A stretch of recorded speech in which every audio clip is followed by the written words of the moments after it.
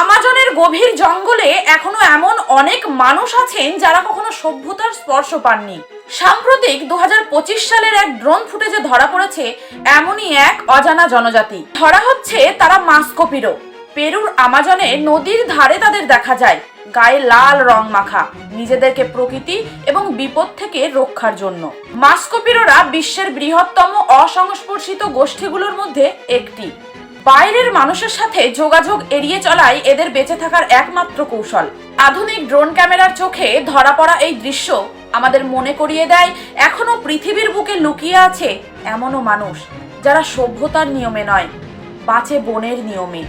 কিন্তু প্রশ্ন থেকেই যায়, আমাদের কি অধিকার আছে যে তাদের গোপন জীবনের রহস্য ক্যামেরাবন্দি করার? আপনার কি এটা মনে হচ্ছে না যে কৌতূহল আর প্রযুক্তির নামে তাদের নিরাপত্তা, শান্তি এবং স্বাধীনতায় আমরা হস্তক্ষেপ করে ফেলছি? হয়তো সবচেয়ে বড় মানবিকতা হলো তাদেরকে তাদের মতো থাকতে দেওয়া, বাঁচুক না নিজেদের মতো করে, যেমন আমরা বাঁচি।